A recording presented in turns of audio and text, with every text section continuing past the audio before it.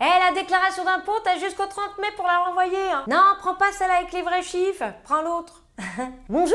Glou glou glou glou glou. Qu'est-ce qui s'est passé cette semaine? Émeute en Nouvelle-Calédonie. La situation dans l'archipel du Pacifique est tendue depuis des mois. L'état d'urgence décrété par le gouvernement est désormais entré en vigueur. On embrasse d'ailleurs tous les Kanaks qui nous regardent. Les Kanaks qui, je le rappelle, sont les descendants des premiers habitants de l'archipel avant la colonisation française, qui représentent environ 40% des 270 000 habitants là-bas. Et oui, les peuples racines, on les a tous plantés. En fait, la France, c'est l'influenceuse de la Nouvelle-Calédonie. Tout n'est pas vrai dedans, mais son but, c'est de te vendre des trucs.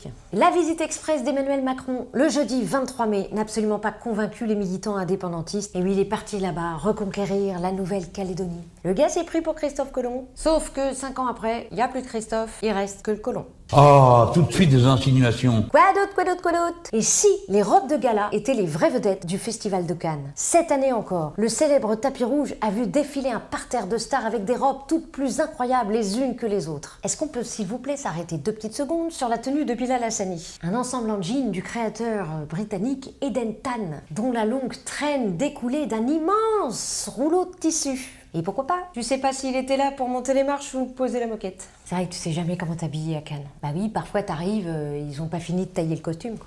Ça se trouve, la costumière est arrivée, elle était à la bourre, elle a fait « Attends Bilal, j'ai pas fini !» Ça passe. À 5 minutes près, il venait avec la cabine d'essayage. Excuse-moi, mais il faut que je sois droite au but.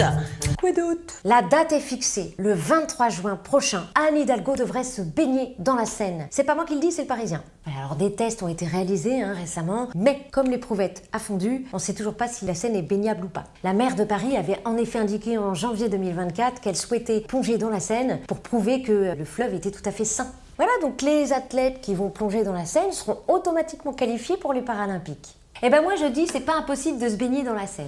Hidalgo a bien réussi à ce qu'on rame en voiture dans Paris. Bravo Anne! Allez, on fait un banc pour Anne. 1, 2, 3, 4, 5. 1, 2, 3, 4, 5. 1, 2, 3.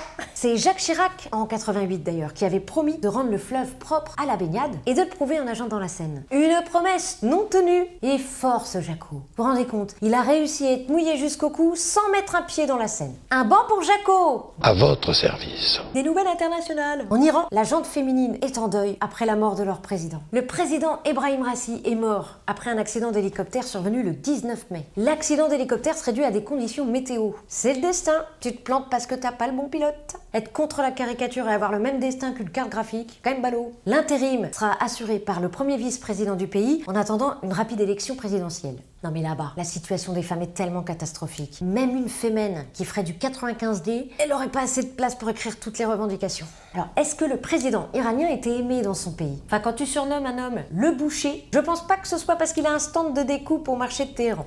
Quoi d'autre, quoi d'autre, quoi d'autre? Alors ça, c'est extraordinaire. En Corée du Sud, un concours récompense celui qui sera le meilleur à ne rien faire. Un challenge de 90 minutes, miroir d'une société coréenne hyperactive et stressée. Ils ont quand même rajouté un petit astérisque, interdit aux Français. On veut quand même avoir une chance de gagner. Les challenges diffèrent en fonction des pays. Tiens, par exemple, en France, il y a un relais dans l'administration française. Ils ont appelé ça la flemme olympique. Un banc pour l'administration française! Qu'est-ce que c'est pénible pour les autres quand on fait un banc? J'adore. Bonne nouvelle! Vous voulez que je vous raconte un peu de quoi ça parle?